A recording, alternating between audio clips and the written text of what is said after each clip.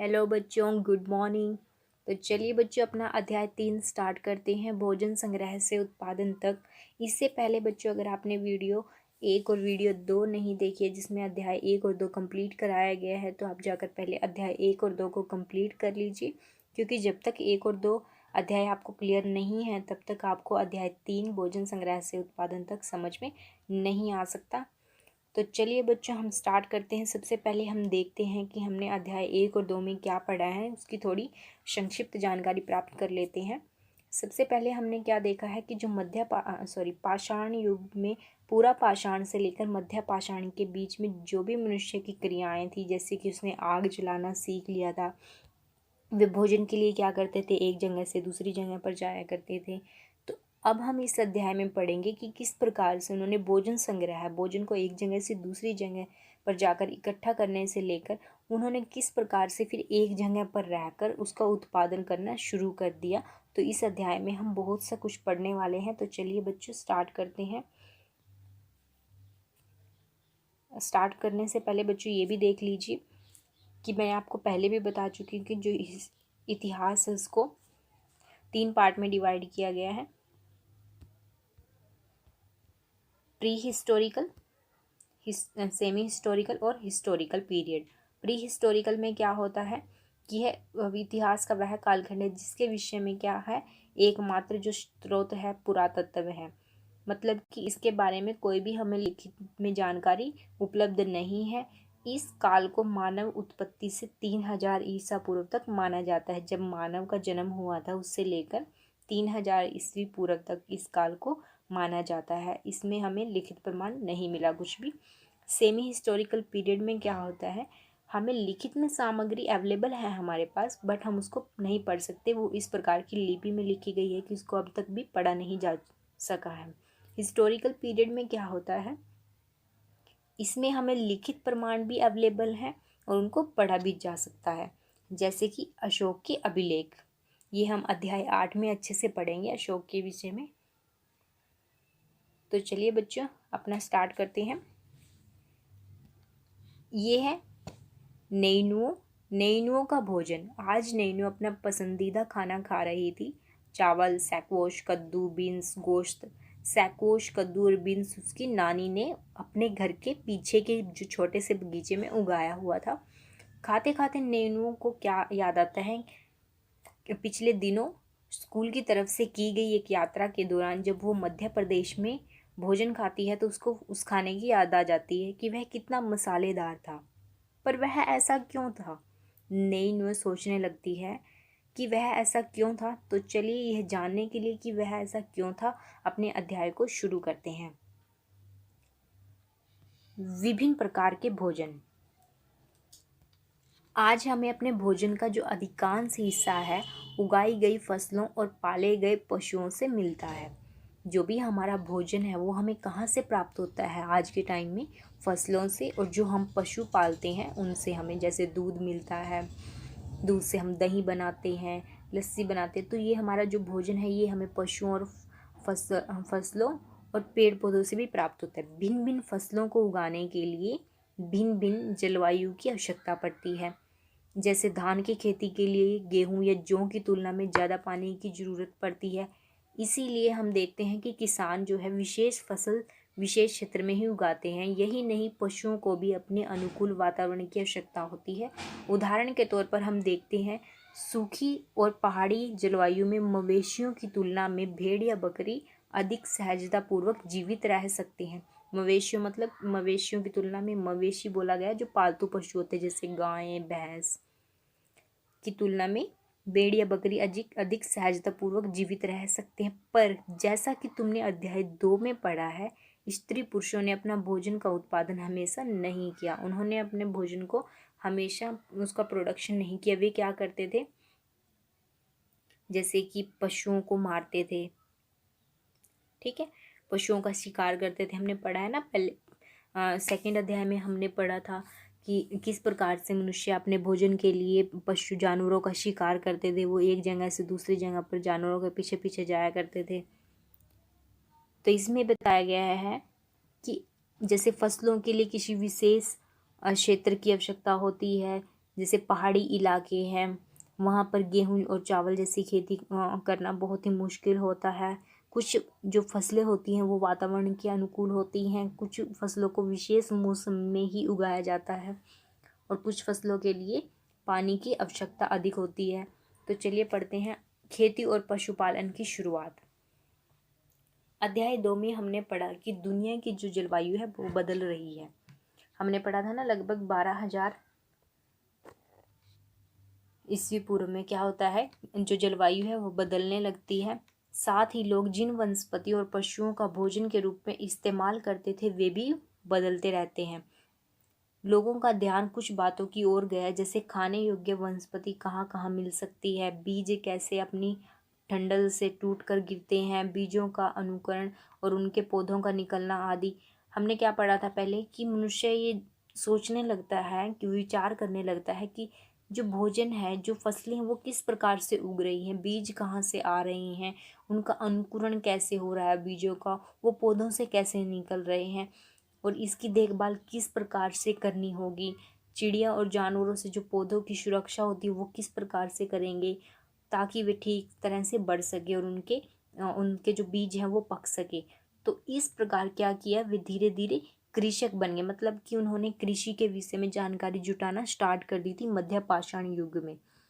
इसी तरह आगे देखिए, इसी तरह लोगों ने अपने घरों के आसपास क्या करना शुरू कर दिया, चारा रखकर जानवरों को आकर्षित कर उन्हें पालतू बनाया स्टार्ट कर दिया या किया होगा। पहले हमने पढ़ा था कि वे जानवरों का शिकार करते थे, लेकिन अब क्या कर दिया उन्होंने, जानवरों को पालना शुरू कर दिया। सबसे पहले जिस जंगली जानवर को पालतू बनाया गया वह क्या था, कुत्ते का जंगली पूर्वज। तो ये MCQ बन सकता है कि सबसे पहले किस जानवर को पालतू बनाया गया। ठीक है। धीरे धीरे लोग भेड़ बकरी गाय और सूअर जैसे जानवरों को अपने घर के नज़दीक आने के लिए उत्साहित करने लगे। ऐसे जानवर झुंड में रहते थे, वो इकट्ठे बहुत से जानवर क्या करते थे, एक झुंड बनाकर उसमें रहते थे और ज़्यादातर क्या करते थे, घास खाते थे। अक्सर लोग जंगली जानवरों के आक्रमण से इनकी सुरक्षा किया करते थे। जो जंगली जानवर होते थे ना, उनसे इनकी सुरक्षा किया करते थे और इस तरह धीरे धीरे वे पशुपालक भी बन गए, जैसे कृषक बन गए। उन्होंने कृषि को समझना शुरू किया, किस प्रकार से बीज अंकुरित होती हैं, किस प्रकार से वो पकते हैं, कब उनका टाइम होता है। तो इसी प्रकार से उन्होंने जो जानवर थे उनको भी पालना शुरू कर दिया और वे फिर क्या बन गए, पशुपालक बन गए। तो आगे देखते हैं बसने की प्रक्रिया। तो ये जो बसने की प्रक्रिया कैसे शुरू होती है, इसके बारे में एक छोटा सा समझाया गया एग्जाम्पल देकर। लोगों द्वारा पौधे उगाने और जानवरों की देखभाल करने को क्या कहा गया है, बसने की प्रक्रिया बोला गया है। किसको बोला गया है, जो पौधे हैं उगने और जानवरों की देखभाल करने को।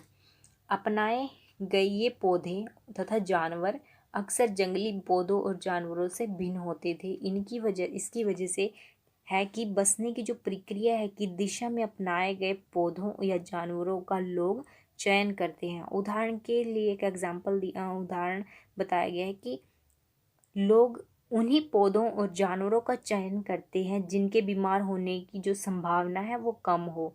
यही नहीं, लोग उन्हीं पौधों को चुनते हैं जिनके बड़े दाने वाले अनाज पैदा होते हैं, साथ ही जिनकी मजबूत डंठलें अनाज के पके दानों के भार को संभाल सके। ऐसे पौधों के बीजों को संभाल कर रखा जाता है ताकि फिर से उगाने के लिए उनके गुण सुरक्षित रह सके। उन्हीं जानवरों को आगे प्रजनन के लिए चुना जाता है जो आमतौर पर अहिंसक है, जो मतलब कि हिंसा नहीं करते, जो मारते नहीं दूसरे को। इसीलिए हम देखते हैं कि पाले गए जानवर तथा कृषि के लिए अपनाए गए जो पौधे हैं जंगली जानवरों तथा पौधों से धीरे धीरे भिन्न होते गए, मतलब कि उनमें डिफरेंस होता गया। जो जंगली जानवर थे उनमें और जो लोगों ने पालने शुरू किए उनमें भिन्नता आती गई।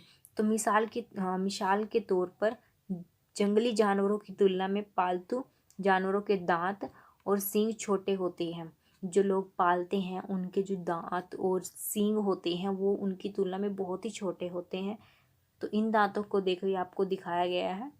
बसने की प्रक्रिया पूरी दुनिया में धीरे धीरे चलती रही। ये एकदम से नहीं हुआ, ये आराम आराम से ये प्रक्रिया चलती रही। यही करीब 12,000 साल पहले शुरू हुई। वास्तव में आज हम जो भोजन करते हैं इसे बचने की प्रक्रिया की वजह से है। कृषि के लिए अपनाई गई सबसे प्राचीन फसलों में गेहूं और जौ आते हैं। ये हम पहले भी पढ़ चुके हैं पिछले अध्याय में। उसी तरह सबसे पहले पालतू बनाए गए जानवरों में कुत्ते के बाद भेड़ बकरी आते हैं। ये भी क्वेश्चन बन जाता है यहाँ से। तो चलिए आगे देखते हैं। एक नवीन जीवन शैली, मतलब कि अब उन्होंने क्या किया, भोजन प्राप्त करने के लिए उन्होंने उसको उत्पादन करना शुरू कर दिया। तो एक नवीन जीवन शैली, एक नवीन जीवन की शुरुआत हो रही है यहाँ से। तुम किसी पौधे के बीज को बोकर कर देखो, तुम पाओगे कि इसे विकसित होने में कुछ वक्त लगता है, कुछ टाइम लगता है। इसमें कुछ दिन भी लग सकते हैं, महीने भी, या फिर साल भी लग सकता है। इसीलिए जब लोग पौधे उगाने लगे तो उनकी देखभाल के लिए उन्हें एक ही जगह पर लंबे समय तक रहना पड़ा।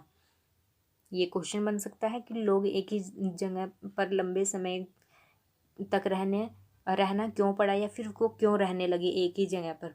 बीज बोने से लेकर फसलों के पकने तक पौधों की सिंचाई करने, खरपतवार हटाने, जानवरों और चिड़ियों से उनकी सुरक्षा करने जैसे बहुत से काम शामिल थे।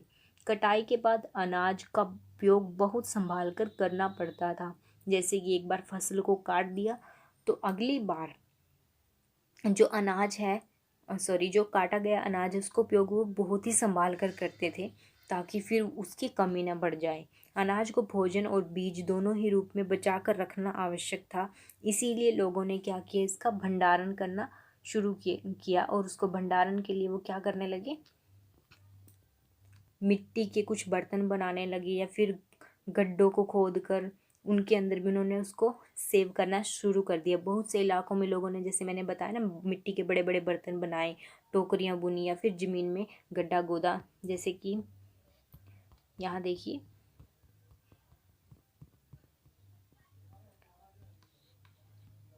यह बीज के रूप में, खाद के रूप में, उपहार के रूप में, भंडारण के लिए, जैसे ये बीज होते हैं तो इनको क्या किया जाता है, बोरियों को गड्ढे में रख दिया जाता था ताकि ये लंबे समय तक सुरक्षित रहे। क्या तुम्हें लगता है कि जो शिकारी हैं या फिर भोजन संग्रह करने वाले बर्तन बनाते और उनको प्रयोग करते होंगे? अपने जवाब में कारण बताओ। तो ये आपको क्वेश्चन स्वयं करना है।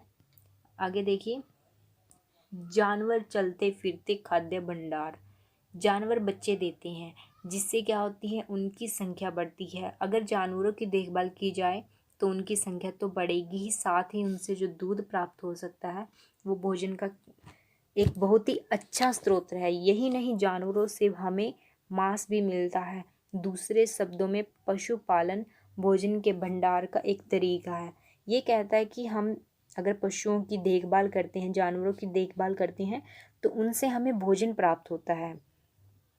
पशु पालने से क्या होता है, पशुओं को पालना भी एक भोजन भंडारण का तरीका है। जिस प्रकार से हम अनाजों को सेव करने के लिए, अनाज को सुरक्षित रखने के लिए गड्ढों वगैरह में रख देते थे, तो इसको बोलते हैं कि भंडारण का एक तरीका है। इसी प्रकार से पशुओं को पालना, अपने पास रखना और उनसे भोजन प्राप्त करना, ये भी एक पशुपालन भी क्या है, एक भोजन के भंडार का एक तरीका है। आगे है, भोजन के अतिरिक्त जानवरों से और क्या क्या मिल सकता है, यह आपको बताना है। आज जानवरों का उपयोग किस लिए होता है? तो चलिए आगे स्टार्ट करते हैं। आओ आरंभिक कृषकों और पशुपालकों के बारे में पता करते हैं। तो इसमें हम पढ़ेंगे कि किस प्रकार से शुरुआत में कृषि करना स्टार्ट किया और पशु पालना किस प्रकार से शुरू किया, उसकी डिटेल से चर्चा करेंगे। मानचित्र 2 में देखो, क्या तुम्हें कई नीले वर्ग दिख रहे हैं? पता है इनमें से प्रत्येक बिंदु उस जगह को दर्शाता है जहां पुरातत्वों को क्या मिली थी, शुरुआती कृषकों और पशुपालकों के होने के साक्ष्य मिले हैं। 14 पेज 26 14 पर देखते हैं। ये कहते हैं पेज नंबर 14,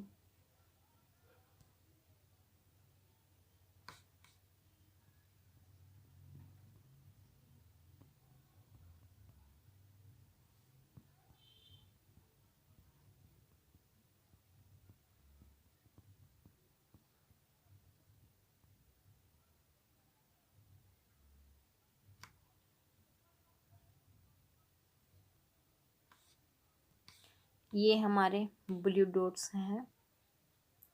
यहाँ पर क्या मिला है, कृषकों और पशुपालकों के कुछ संकेत मिले हैं कि यहाँ पर जो है कृषि की जाती थी और पशुओं को पाला जाता था। पशुओं के विषय में कुछ पुरातत्वविदों को यहाँ से बहुत सी ऐसी चीज़ें मिली हैं जिससे ये अंदाज़ा लगाया जा सकता है, पता लगाया जा सकता है कि हाँ, यहाँ पर जो है सबसे पहले कृषकों ने क्या किया, कृषि करना आरंभ किया और पशुपालकों ने पशुओं को पालना शुरू किया। तो चलिए हम आगे बढ़ते हैं।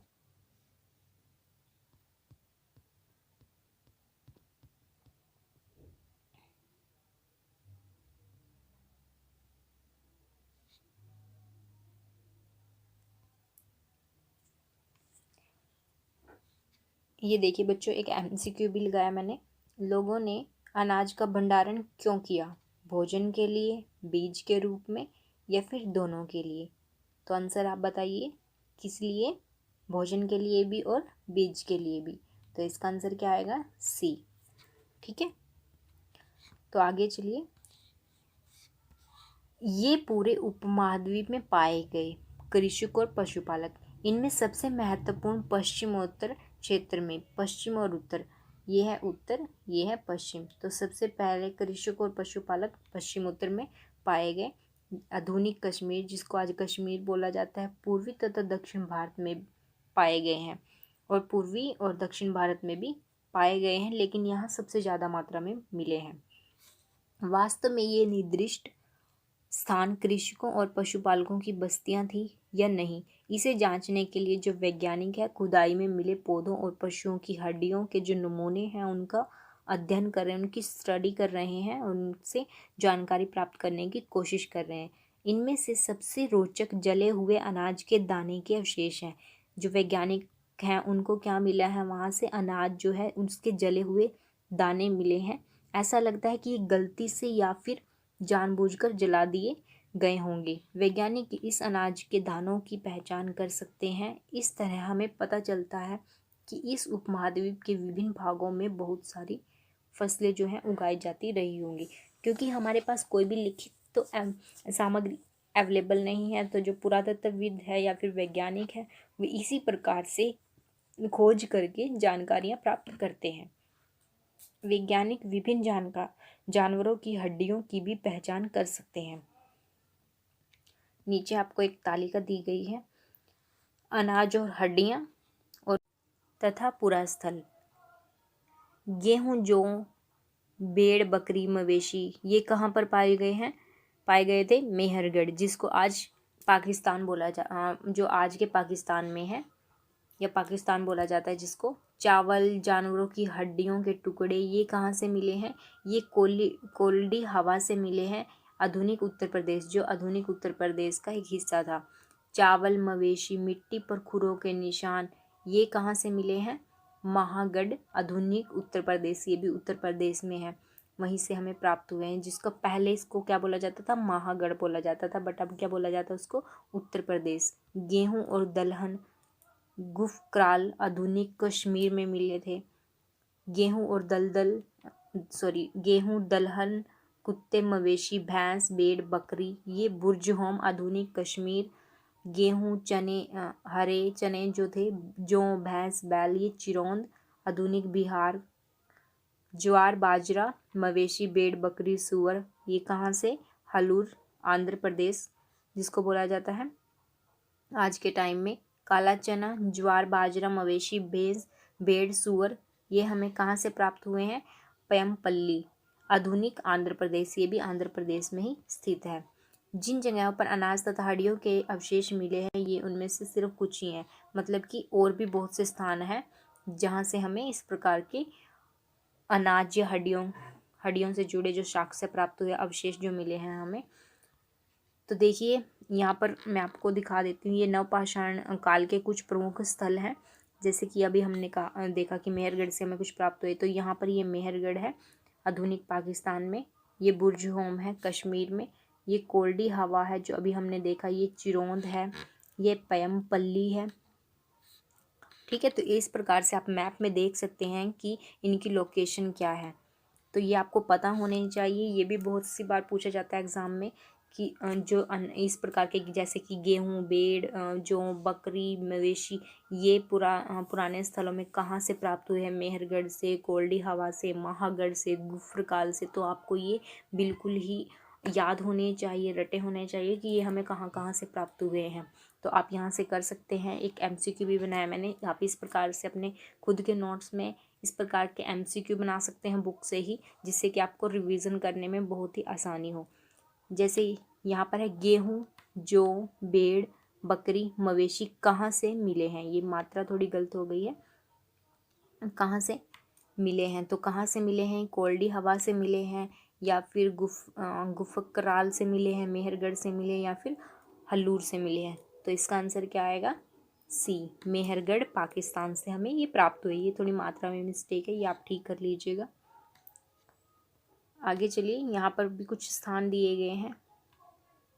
पूरा पाषाण युग के जो है प्रमुख स्थल हैं ये। तो आप आगे इनका यूज़ होगा, तो आप एक बार इनको ध्यान से देख लीजिए। मैंने मैप लगा दिए हैं यहाँ पर, तो आप अच्छे से देख सकते हैं। आगे है स्थायी जीवन की ओर। अब हमने क्या पढ़ा था, मैंने आपको पहले क्या बताया है कि मनुष्य क्या था, एक जगह से दूसरी जगह पर जाया करता था। मतलब कि उनका कोई स्थायी जगह नहीं थी कि वे जिस जगह पर स्थायी रूप से रहते हों, एक ही जगह पर रहते नहीं थे, वो एक जगह से दूसरी जगह पर जाते रहते थे। तो अब उन्होंने क्या किया, स्थायी जीवन की ओर वे किस प्रकार से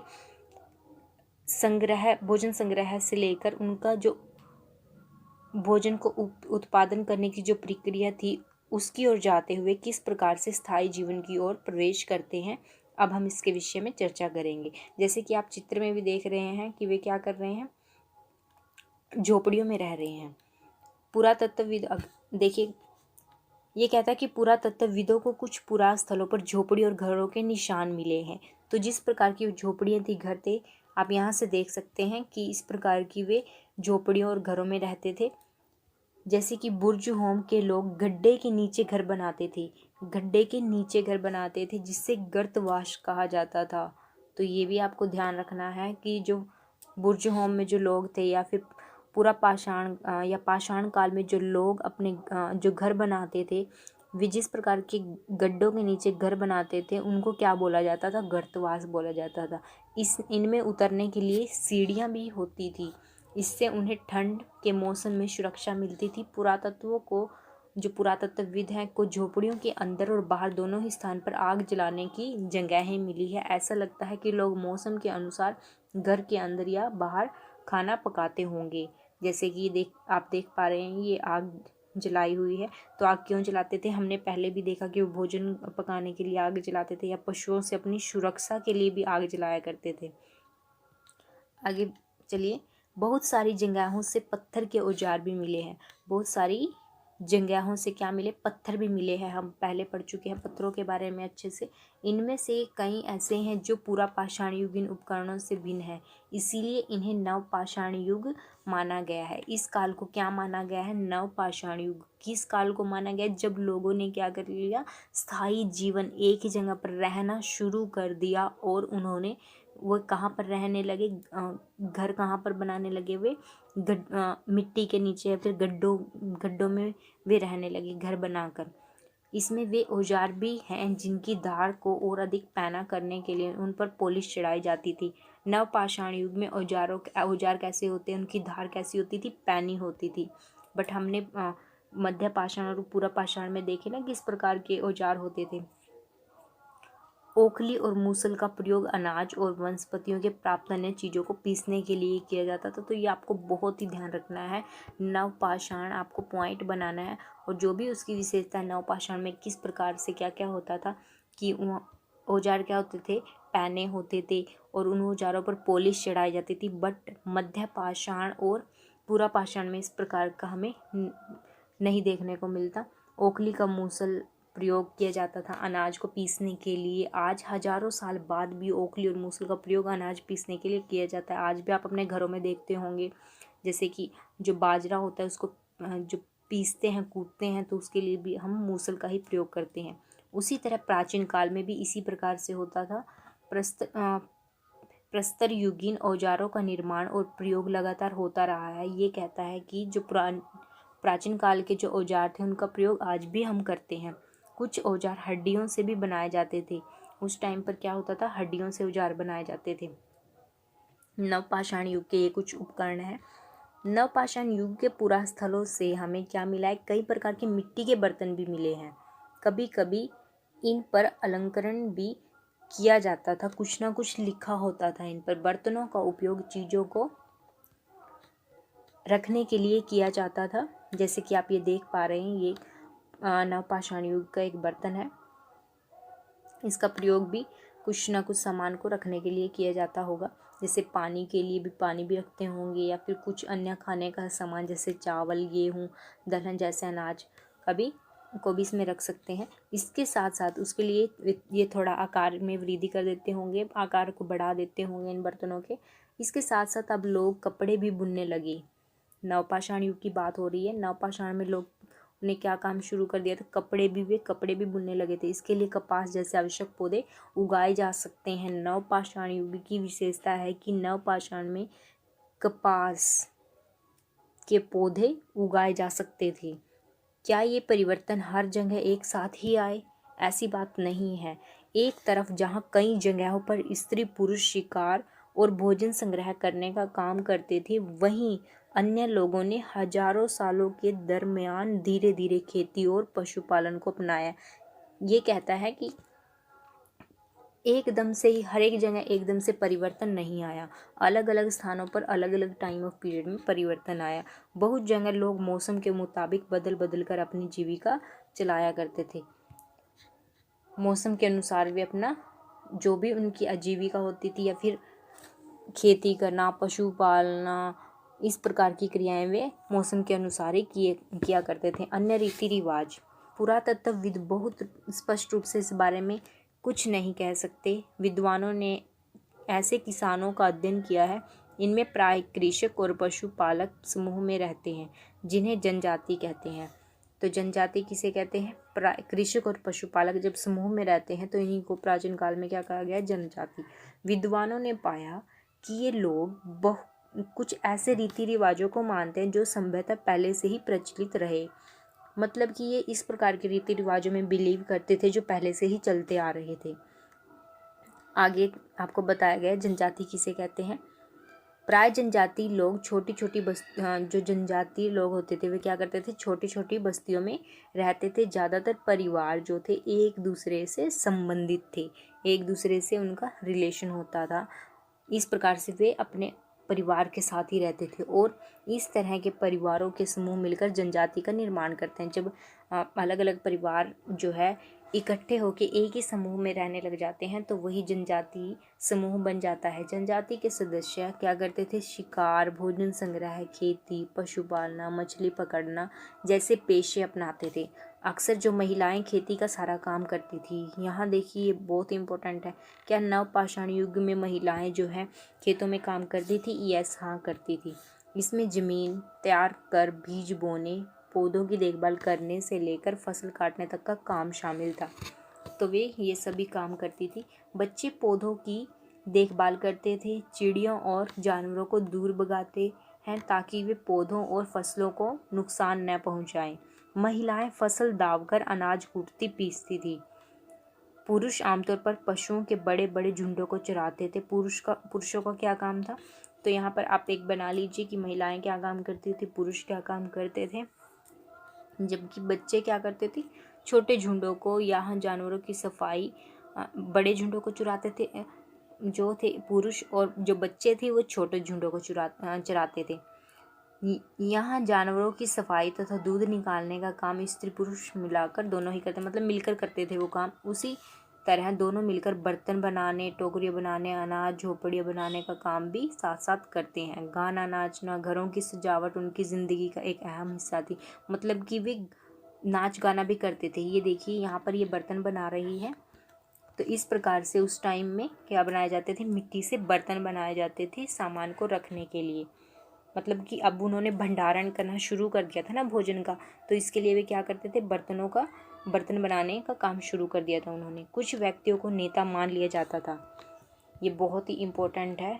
कुछ व्यक्तियों को नेता मान लिया जाता था, वे क्या होते थे, अनुभवी या वृद्ध व्यक्ति, नौजवान योद्धा या फिर पुरोहित हो सकते हैं। वैसे महिलाओं को भी उनके साथ तथा अनुभव के लिए विशिष्ट सम्मान दिया जाता था। महिलाओं को का भी एक सम्मान होता था।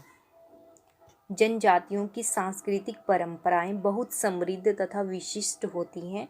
इनमें उनकी भाषाएं, संगीत, कहानियां तथा चित्रकारी भी शामिल है। अपने देवी देवता होते हैं। आपने पहले पढ़ा था कि शैल चित्रकला के विषय में पढ़ा है कि किस प्रकार से जो है पत्थरों पर, पूरा पाषाण और मध्य पाषाण युग में किस प्रकार से पत्थरों पर चित्रकला की जाती थी। हाथी की भी चित्रकारी के बहुत से ऐसे साक्ष्य प्राप्त हुए हैं जिनसे हमें जानकारी मिलती है कि उस टाइम पर चित्रकला भी शुरू हो चुकी थी। चित्रों को बनाना भी एक कला थी। जमीन, जंगल, घास के मैदान तथा पानी पूरे कुनबे की संपत्ति मानी जाती थी। जैसे कि ज़मीन जो होती थी उस टाइम पर, जो जंगल होते थे, वो उस पर सिर्फ एक ही व्यक्ति का अधिकार नहीं था। जो पूरे वहाँ का समूह था उस सब की वो संपत्ति मानी जाती थी। उसका उपयोग सभी एक साथ करते थे। मतलब कि डिवाइड नहीं थी। जो ज़मीन थी कि ये आपकी है, ये आपकी है, इस पर आपका ही हक है, इस प्रकार से डिवाइड नहीं थी। वो सबके लिए थी। इसमें गरीब और अमीर के बीच कोई खास अंतर नहीं था। इसीलिए जनजातीय समाज अन्य समाजों से भिन्न होते हैं। इन अन्य समाजों के बारे में तुम आगे पढ़ोगे। तो आगे चलते हैं। जैसे कि मैंने एक MCQ लगाया है, आज मेहरगढ़ कहाँ स्थित है। तो आपको पता है ये थोड़ी मिस्टेक हो गई है राइटिंग में, तो इसको आप ठीक कर लीजिए। उत्तर प्रदेश में है, आंध्र प्रदेश में है, पाकिस्तान में है या चीन में है। तो आप बताइए कहाँ पर है। ये है सी।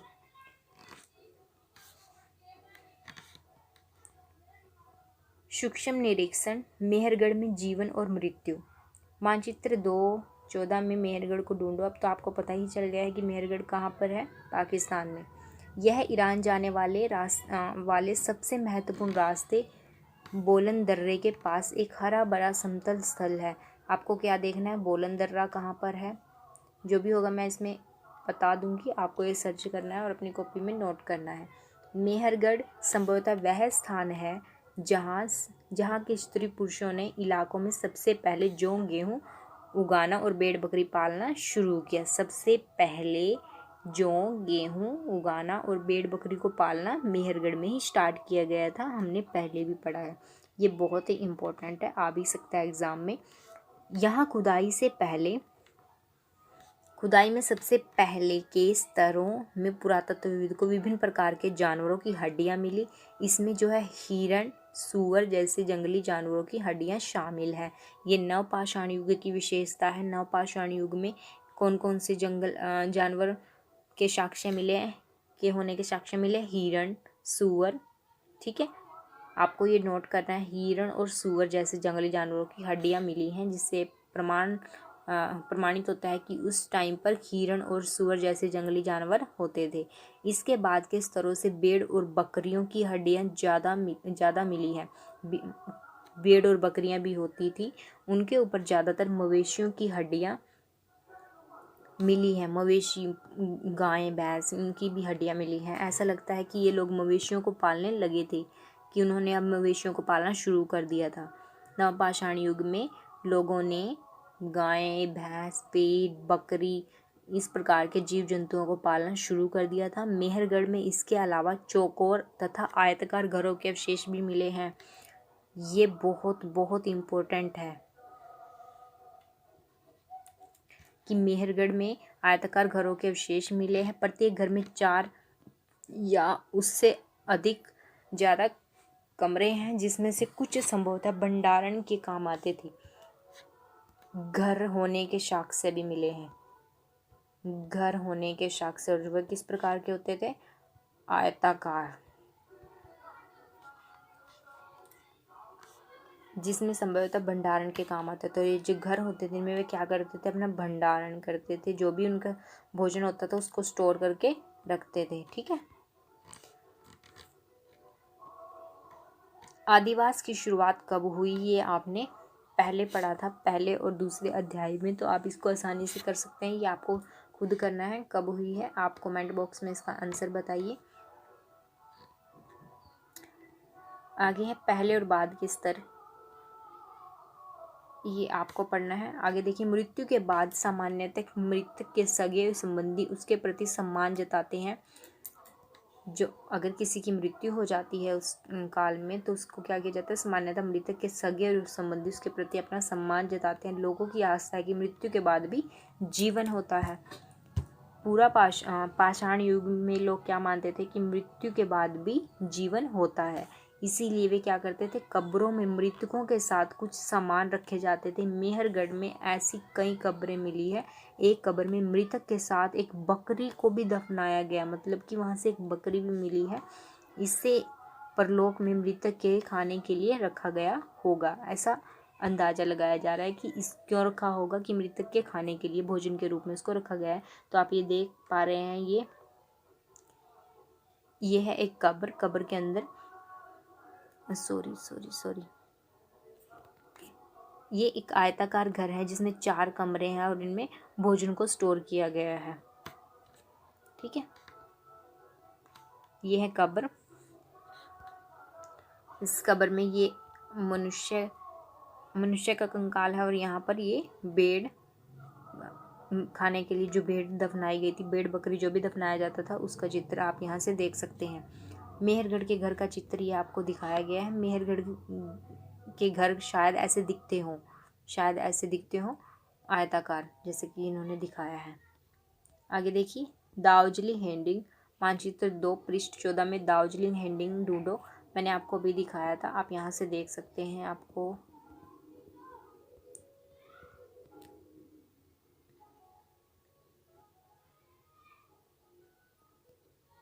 ये है दार्जिलिंग हेडिंग, जो कहाँ पर है, उत्तर पूर्व में स्थित है। आगे चलिए, दार्जिलिंग हेडिंग, यह पूरा स्थल चीन और म्यांमार की ओर जाने वाले रास्ते में ब्रह्मपुत्र की घाटी की एक पहाड़ी पर है। कहाँ पर है दार्जिलिंग? ब्रह्मपुत्र की घाटी की एक पहाड़ी पर है। यह खरल और मूसल जैसे पत्थरों के उपकरण मिले हैं। यहाँ से मूसल, जिससे अनाज को पीसा जाता है ना, उस टाइम पर कोई मशीनरी उपकरण नहीं थे, तो सारा काम जो है हाथों से ही किया जाता था। तो मूसल जैसे पत्थरों के उपकरण भी यहाँ से मिले हैं। इससे पता चलता है कि लोग भोजन के लिए अनाज उगाते थे। साथ ही यहाँ से जेटाइट पत्थर भी मिला है। जेटाइट नामक पत्थर कहाँ से मिला है?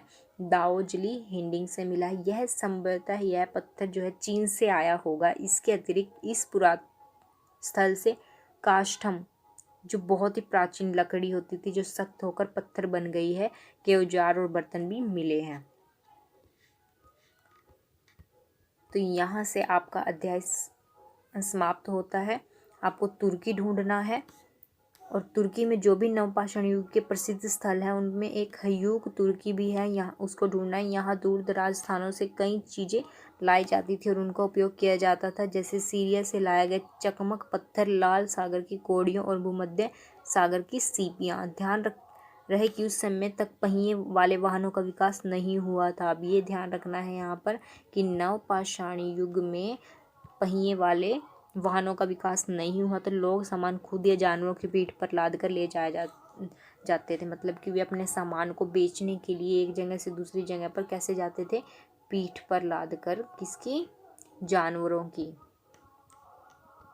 क्योंकि अभी तक भी वाहनों का विकास नहीं हुआ था या वाहन नहीं बनाए गए थे।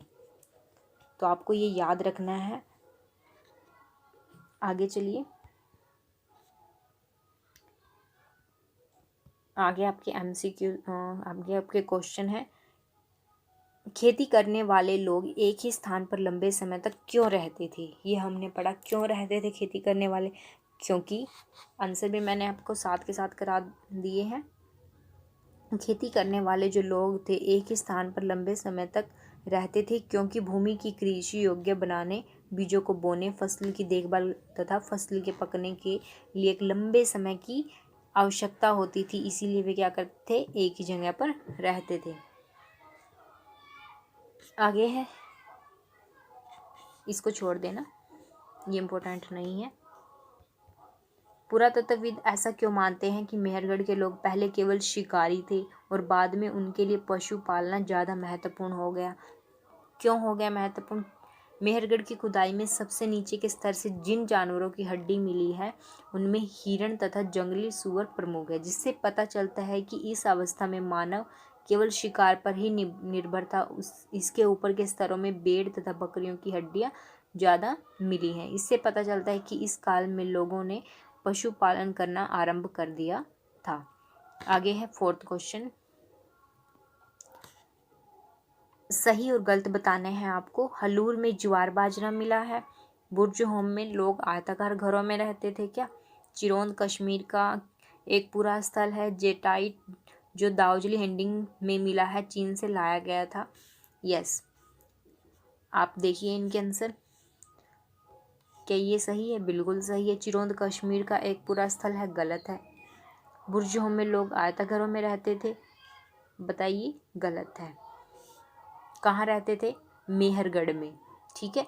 हलूर में ज्वार बाजरा, क्योंकि हमें बुर्ज होम के बारे में तो साक्ष्य नहीं मिले ना, हमें तो मेहरगढ़ में आयताकार घर होने के साक्ष्य उपलब्ध हुए हैं।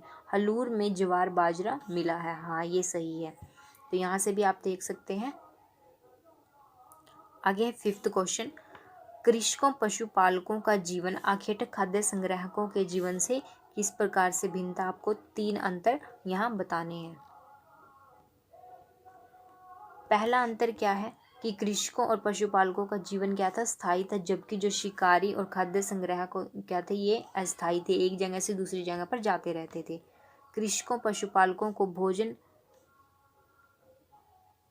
कृषि उत्पादकों तथा पालतू पशुओं पर आधारित होता है। तो जो कृषि करने लग गए थे, पशु पालने लग गए थे, उनको भोजन कृषि उत्पादकों पर और पालतू पशुओं पर आधारित होता है। जबकि जो शिकार करते थे वे क्या करते थे? जंगली जानवरों का शिकार करते थे और उन्हीं को अपना भोजन बनाते थे। थर्ड क्या है? जो कृषक थे, पशुपालक थे, ने रहने के लिए क्या किया? आवासों का निर्माण, अपने घरों का निर्माण शुरू कर दिया। उन्होंने क्या कर दिया? मिट्टी के अंदर वे क्या करने लगे? गड्ढों में घर बनाकर वहाँ पर रहने लगे। जबकि जो शिकारी थे वो क्या करते थे? गुफाओं और कंदराओं में रहते थे। हमने पहले पढ़ा था कि वो पत्थरों को काट कर गुफाएं बनाते थे और उनमें रहते थे, ठीक है। तो 6 देखिए, आपको एक सूची बनानी है जानवरों की, बताना है कि इनका उपयोग किस रूप में किया जाता था। जैसे कि भेड़ है, भेड़ से हमें क्या क्या मिलता है? बकरी से, जो भी उस टाइम पर हमें पशु मिले हैं उनकी सूची बनानी है केवल आपको, ठीक है। तो ये आप छोड़ दीजिए। तो यहाँ से आपका जो है अध्याय समाप्त होता है। आगे जो हमारा अध्याय है वो है आरंभिक नगर, ये हम कल करेंगे। आज के लिए इतना ही। आप इसको एक बार रिवाइज कीजिए। अगर आपका कोई क्वेश्चन है तो आप कमेंट बॉक्स में क्वेश्चन कर सकते हैं, ठीक है बच्चों। तो आप इसको फिर से रिवाइज करना और इसमें जो भी इम्पोर्टेंट पॉइंट है उसको अपनी नोटबुक में राइट डाउन करना, ठीक है बच्चों। तो कल मिलते हैं अध्याय 4 के साथ।